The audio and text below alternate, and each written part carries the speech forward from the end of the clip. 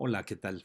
Bueno, pues me da mucho gusto poder introducir el tema a nuestro mini curso de Administración Pública de perspectiva y equidad de género en la administración pública.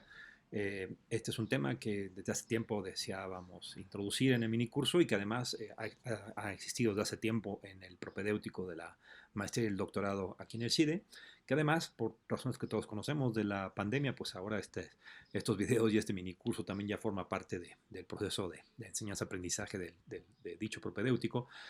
Y me congratulo además de haber convencido a una excelente amiga y colega, Samantha Ortiz, para que realizara y dirigiera esta sesión y este video.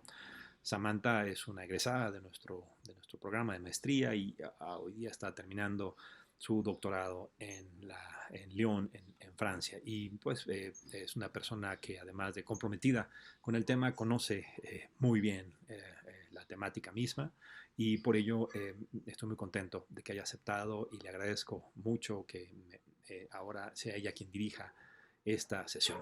Bueno, pues sin más, los dejo con Samantha. Muchas gracias, Samantha. Hasta luego. Hola, bienvenidas y bienvenidos a esta sesión del curso introductorio a la Administración Pública y Políticas Públicas. Mi nombre es Samantha Ortiz, yo soy egresada de la maestría en Administración y Políticas Públicas del CIDE y actualmente estoy haciendo mi doctorado en Administración en la Universidad de IEM Lyon en Francia. El profe Arellano me pidió que diera esta sesión, ya que es un tema que me apasiona mucho y es un tema que, a pesar de que siempre ha sido importante, se ha vuelto principalmente relevante en los últimos años y bueno, pues me da mucho gusto que ya sea parte de esta introducción al estudio de la administración pública. Les voy a compartir una presentación para poder ir siguiendo algunos de los temas de los que les quiero platicar hoy. Vamos a ver. Súper. Bueno, pues el tema de la sesión es la equidad de género en la administración pública y lo que vamos a hacer en esta sesión es pensar un poco o reflexionar un poco sobre los datos, argumentos y experiencias que nos hablan de un problema de desigualdad de género, tanto en la administración pública mexicana como también en las instituciones educativas y en la academia, que es de donde estamos ahorita aprendiendo sobre administración pública. Pero antes de hacer esto, quisiera reflexionar primero sobre el por qué es importante hablar de equidad de género para las personas que estamos interesadas en estudiar administración pública. La primera razón tiene que ver con algo que quizá hayan visto en otras sesiones, que tiene que ver con el rol de la administración pública en las sociedades democráticas, ¿no?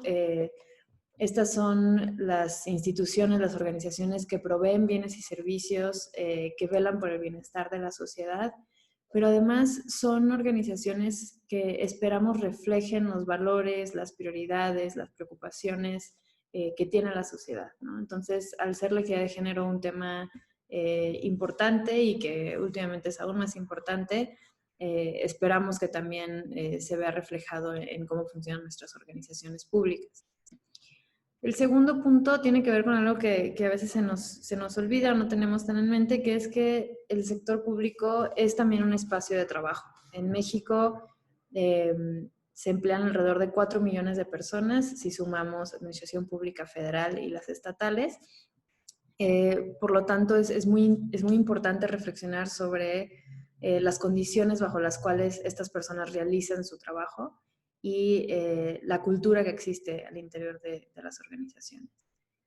Y el tercero tiene que ver con esta idea de que lo que sucede al interior de estas organizaciones públicas va a tener un impacto sobre el tipo de trabajo que realizan y cómo lo realizan. Entonces, ¿qué problemas, cosas tan sencillas como qué problemas son considerados importantes, cómo se van a distribuir y entregar bienes y servicios públicos y qué tipos de políticas públicas son diseñadas e implementadas? Entonces, como les platiqué en esta presentación, lo que quiero hacer es primero repasar algunos de estos datos y experiencias para darnos una idea de las dimensiones del problema y de las diferentes expresiones del problema de desigualdad de género. Y después quiero compartirles algunas ideas que han sido desarrolladas desde la administración pública y también la teoría de las organizaciones para entender por qué ocurre o prevalece este problema en nuestras organizaciones públicas. Entonces, bueno, empezando por el origen del estudio de la administración pública. Al igual que muchas ciencias sociales, la administración pública es una disciplina que nace y se desarrolla en un tiempo en el que las mujeres no tenían derecho al voto, en el que no participaban en el que no participaban en las organizaciones públicas, en el que no trabajaban y que estaban bastante relegadas a la esfera privada. Entonces, como resultado, tenemos que muchos de los conceptos, principios, valores e incluso estructuras, ¿no? Todas estas formas de pensar la administración pública, pues están basadas en una visión parcial de la sociedad que excluye algunos de los intereses y experiencias que viven las mujeres. Y bueno, también tenemos una pretensión de neutralidad en el estudio de la administración pública que vuelve muy difícil el reflexionar y el hacer una autocrítica de estos conceptos tan fundamentales. Y a pesar de que en los últimos años ha habido un incremento en las teorías o en las perspectivas feministas sobre la administración pública, pues estas continúan a ser bastante marginales. Y bueno, esto es un ejercicio un poco simple, pero sirve para ilustrar lo que les cuento. Si ustedes buscan los autores principales de la administración pública, pues este es el resultado, ¿no? que nos aparece en Google. Y bueno, vámonos al tema de la administración pública mexicana, empezando por la federal. Estas estadísticas están basadas en el Censo Nacional de Gobierno Federal de 2019 y utilizan datos de 2018, pero podemos tener una idea y pensar que las cosas pues no pueden haber cambiado tanto en los últimos 2 años. Tenemos que en 2018 laboraban alrededor de 1,5 millones de personas en la administración pública federal, más o menos mitad y mitad hombres y mujeres. Sin embargo, cuando nos vamos a las instituciones, las 316 instituciones que están registradas, solamente el 16.4% tiene titulares mujeres. Y si nos fijamos en el grado de escolaridad de los titulares, se observa que las mujeres tienen un mayor grado y cuentan con estudios de maestría y doctorado con mayor frecuencia. Lo cual nos habla no solamente de que son pocas las mujeres que son seleccionadas para estar a la cabeza de esas instituciones, sino que además para poder competir como mujer tienes que tener un mayor grado de educación y un currículum más impresionante. Si nos vamos a los salarios, por rango salarial, el 80.8% de las mujeres que laboran en la administración pública federal ganan 15,000 pesos o menos. Y por cada rango que va aumentando, va disminuyendo el porcentaje de mujeres, al grado de que solamente 7.6% de mujeres ganan más de 30,000 pesos mensuales, comparada con 18% de los hombres.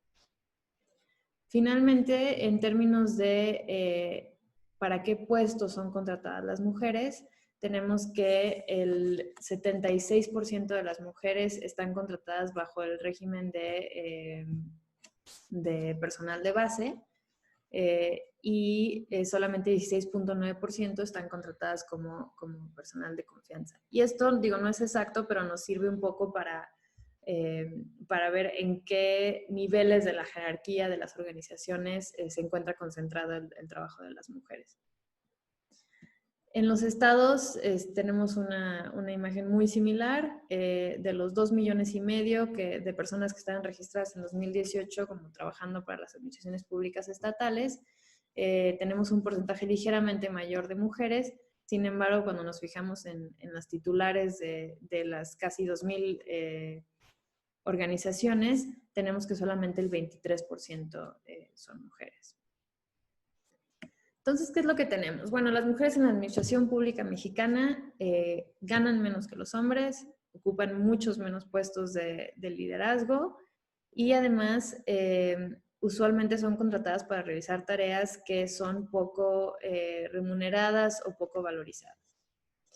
Y además de esto tenemos las experiencias de lo que es trabajar al día a día dentro de estas organizaciones, que tiene que ver mucho con esta cultura burocrática o cultura organizacional que hasta cierto punto está muy normalizada y que es muy difícil de modificar.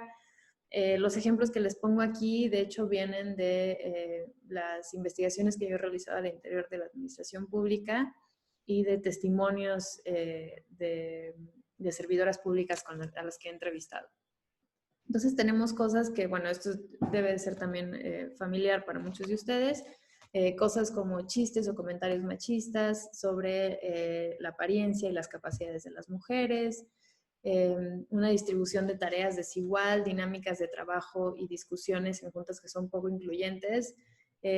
Con esto me refiero a algo quizá muy, muy sutil y normalizado, pero que ha sido curioso que cada vez más platico con mujeres que lo notan, por ejemplo, juntas donde hay una mayoría de hombres que de mujeres, la dinámica la dinámica de discusión suele tornarse un poco más agresiva, basada en quién puede hablar más fuerte que otros, y esto excluye a mujeres o en general a personas que no se identifican con este tipo de dinámicas.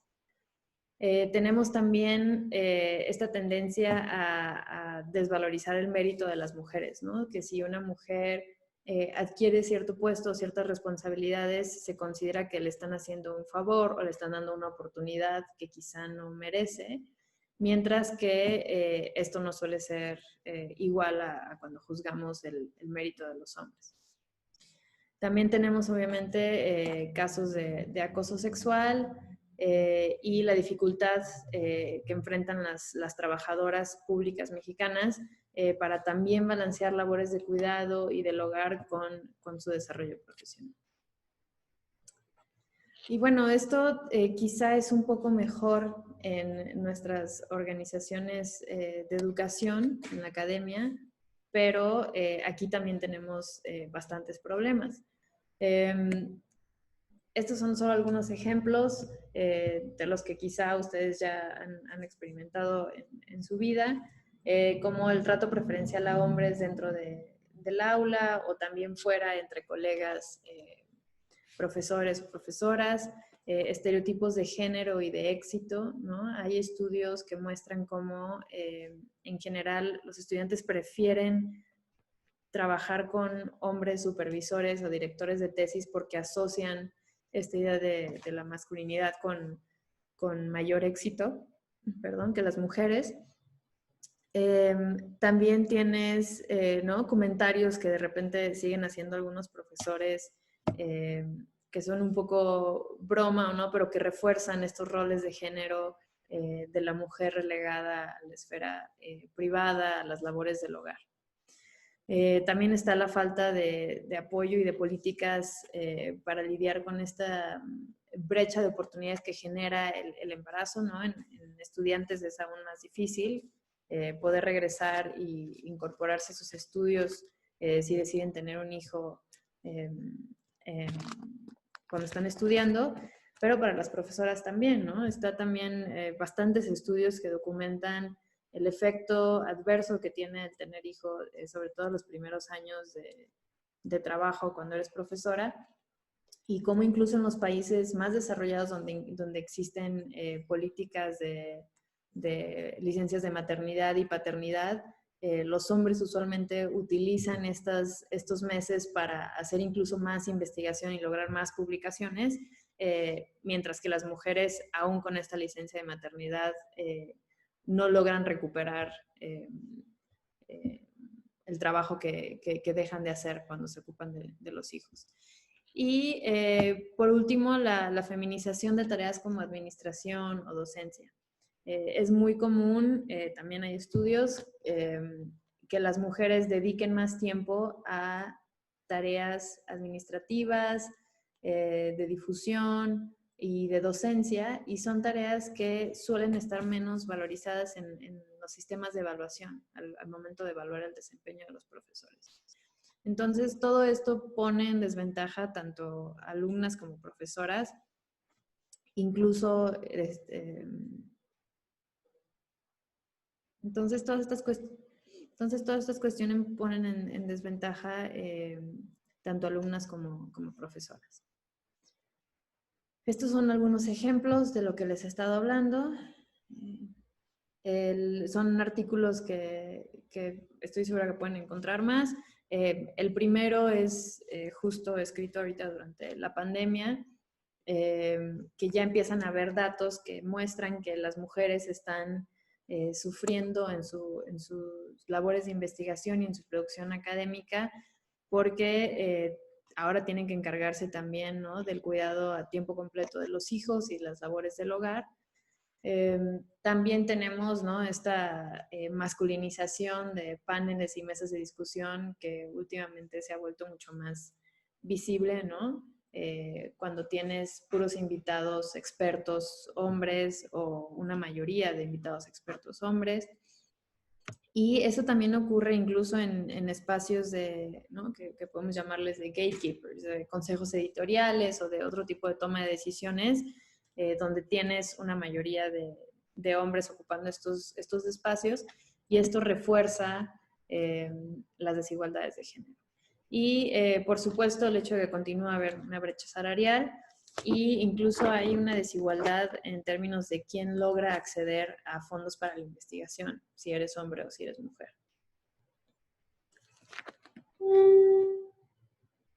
Entonces, bueno, este fue para darles un poco un panorama algo deprimente de la equidad de género, tanto en las organizaciones públicas como en la academia. Y lo que me gustaría hacer ahora es un poco preguntarnos por qué existe esto y por qué, a pesar de que la equidad de género ya se considera un valor bastante aceptado, ¿por qué continúan o por qué puede ser hasta cierto punto difícil modificar este tipo de rutinas, ¿no? ¿Qué tan profundo, qué tan arraigadas están estas ideas de género y que afectan cómo funcionan nuestras organizaciones? Y para esto me voy a apoyar, como les mencioné al principio, en ideas desde una perspectiva feminista, tanto de la administración pública como de teoría de las organizaciones. Bueno, para empezar, ¿de qué hablamos cuando estamos hablando de desigualdad de género en organizaciones públicas y privadas? Tenemos, bueno, a mí me gusta pensarlo como dos fenómenos. Por un lado, tenemos que los hombres y las mujeres realizan un trabajo equivalente en términos de calidad y cantidad. Sin embargo, reciben una menor compensación, menor salario, reciben menos reconocimiento por este trabajo y reciben menos oportunidades para desarrollar su carrera profesional. Y por otro lado, tenemos que hombres y mujeres no logran competir en condiciones de igualdad porque las mujeres enfrentan ciertos obstáculos, como por ejemplo estereotipos de género para acceder a ciertos trabajos o para realizar ciertas tareas, ¿no? Tienen la carga extra de labores no remuneradas de cuidado y del hogar que en algunos casos duplican su jornada laboral. Tienes también rezagos educativos y también en la preparación para el mercado de trabajo. Y tienes acoso sexual y ambientes de trabajo nocivos en muchos casos. Entonces, ¿por qué existe y prevalecen las desigualdades de género en nuestras organizaciones públicas y de educación? Aquí hay algunas ideas, a ver si se ve. Voy a ver este aquí. Aquí hay algunas ideas que vamos a explorar. La primera tiene que ver con prácticas culturales como estereotipos y roles de género que se reproducen al interior de las organizaciones, ¿no? Ideas de qué es lo que debe o puede hacer una mujer o un hombre. También la noción de que las organizaciones tienen ciertas estructuras que privilegian el desarrollo y el desempeño de los hombres sobre el de las mujeres. División del trabajo, también en esta lógica de género, y la reproducción de relaciones de poder. Y algo que hay que tener muy consciente siempre, y antes de avanzar a los puntos que les quiero explicar, es que las organizaciones no son entes que existen en el vacío, sino que absorben y reproducen estereotipos, valores y relaciones de poder que se encuentran en la sociedad. Entonces, pues sí, hasta cierto punto modificar estas prácticas en las organizaciones necesariamente va a implicar modificar prácticas culturales y sociales mucho más grandes. Entonces, bueno, la primera idea de la que les quiero platicar es la influencia que tienen las características o los supuestos de género con los que pensamos, con los que imaginamos al administrador público. Esto se basa en el trabajo de Camila Stevers y este libro muy bueno, que es un clásico de la administración pública feminista, que es Imágenes de Género en la Administración Pública. Y lo que esta autora hace es que identifica 3 dilemas en cómo imaginamos al administrador público, que está basado en características que están comúnmente asociadas con hombres, ¿no? O características masculinas. Esta idea del experto como objetivo, autónomo, con esta idea de jerarquía y de hermandad. Esta noción también del liderazgo, creo que esta es todavía más clara, como un líder visionario, tomador de decisiones, asertivo, dominante, y también ella argumenta que nuestras ideas de virtud pública, que al final son las ideas que justifican el poder de la administración pública, también perpetúan esta idea del administrador público como un guardián, héroe o defensor. Entonces, el argumento de esta autora, digo, es un libro bastante largo, pero en pocas palabras, el argumento de ella es que todas estas nociones que no tenemos a veces tan claras o tan conscientes, lo que hacen es perpetuar ideas de éxito o ideales que excluyen a las mujeres de participar en condiciones que previenen a las mujeres de participar en condiciones de igualdad en las organizaciones públicas. Y lo que ella sugiere que se debe hacer no nada más es otorgar oportunidades a mujeres o contratar más mujeres en estas organizaciones, obviamente es algo que se tiene que hacer, pero también cuestionar muy profundamente estos conceptos para entender cómo están beneficiando o perjudicando a hombres y mujeres en las organizaciones. El segundo argumento que me gustaría compartirles, que también nos ayuda a entender por qué persisten estos problemas, es cómo dividimos y cómo valoramos el trabajo, ¿no? Si ustedes reflexionan un poco sobre sus experiencias, pueden encontrar que hay tareas que usualmente asociamos con características femeninas o masculinas y que afectan las oportunidades que se les da a las mujeres de desarrollarse en las organizaciones. Entonces, cosas, por ejemplo, como a quién se elige cuando hay que hacer presentaciones públicas, a quiénes se eligen como líderes de proyectos, a quiénes se eligen para tratar con actores o organizaciones más importantes donde se piensa que se necesita un trato más duro, más asertivo, quizá más estratégico, ¿no? Esta idea de que a las mujeres se les caracteriza como emocionales, como sumisas o pasivas, ¿no? O emocionales, y entonces se considera que ellas no pueden realizar un mismo trabajo, un trabajo en iguales condiciones que los hombres. Y otra parte tiene que ver con que los roles que las mujeres ocupan en muchas organizaciones también tienden a ser roles que son menos visibles o menos valorados. Por ejemplo, esta noción del trabajo de fondo, que se refiere a todas las cuestiones que suceden tras bambalinas para hacer que un proyecto o una presentación funcione, ¿no? Como organizar eventos, preparar presentaciones, lidiar con distintos actores, también el trabajo social, ¿no? Este trabajo como de empatía que se hace para construir relaciones funcionales y armónicas entre distintos actores, o el trabajo emocional, ¿no? Que se realiza muchas veces si pensamos, por ejemplo, sobre todo con trabajos que tienen que ver con servicio al cliente o servicio a ciudadanos. Hay mucho trabajo emocional para los que las mujeres se considera que están mayormente calificadas y que sin embargo es un trabajo que no es tan visible o tan recompensado.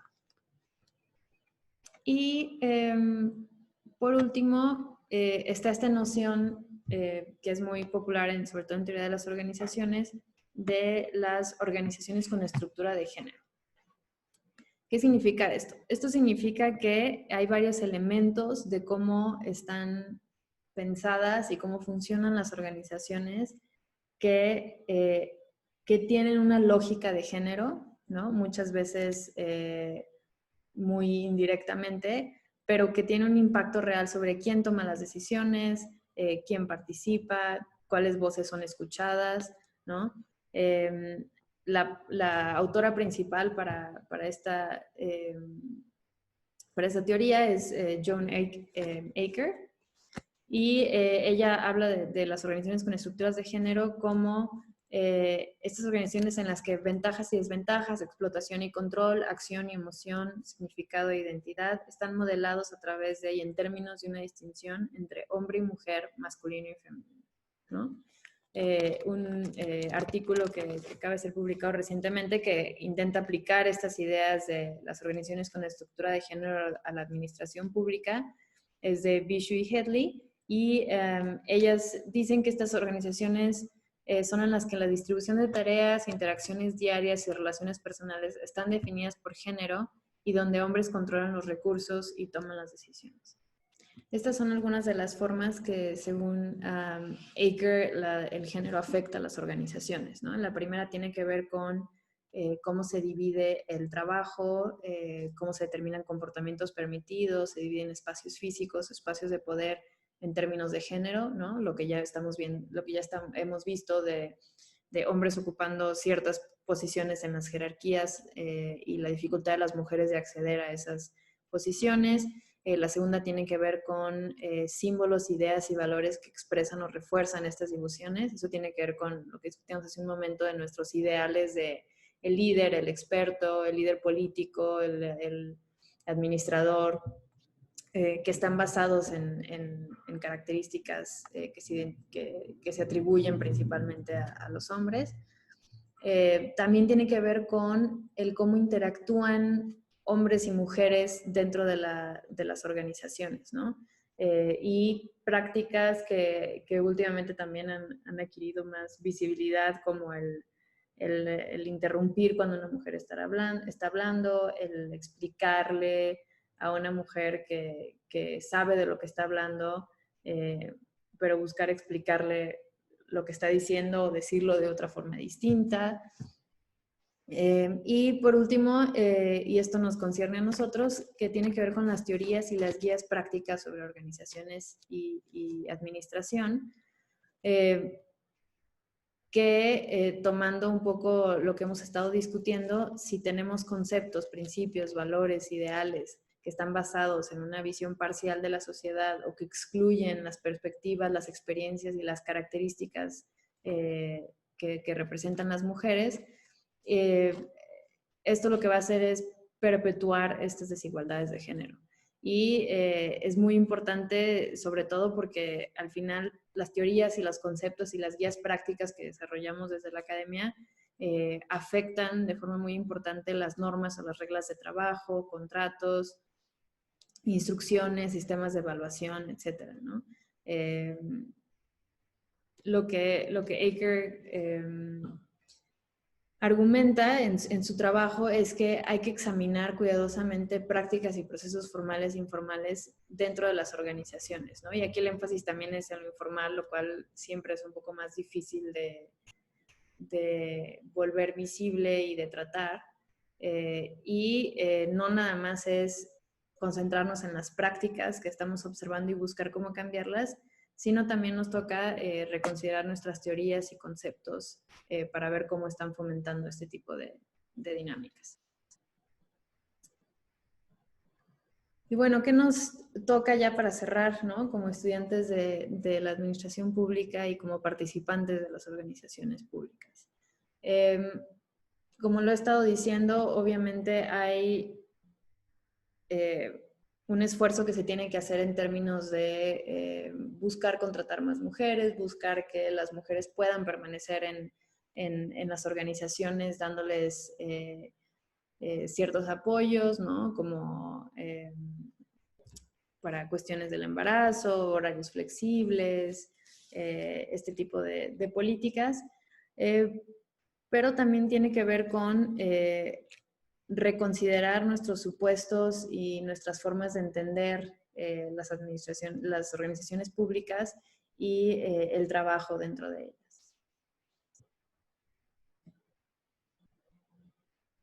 Estas son algunas otras recomendaciones que podemos encontrar en esta perspectiva feminista de la administración pública, ¿no? El desarrollar herramientas y conocimientos para imaginar e implementar otros modelos de organizaciones, adoptar un enfoque de diversidad en cómo pensamos roles, liderazgos y tareas, ¿no? Y esto es sobre todo ir más allá incluso de las categorías de hombres y mujeres, también aplica para cuestiones de otros tipos de discriminación. Eh, Hay un cuerpo, como les decía, interesante de estudios feministas, de organizaciones y de administración pública, los que podemos revisar e intentar incorporar algunas ideas y también otras cuestiones como modificar sistemas de evaluación para dar más valor al trabajo emocional, administrativo, de docencia, implementar políticas también que compensen el trabajo no remunerado. Y bueno, esto sería todo de mi parte.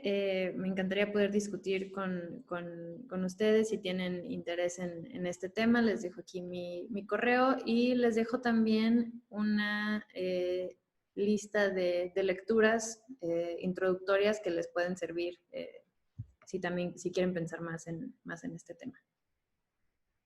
Gracias.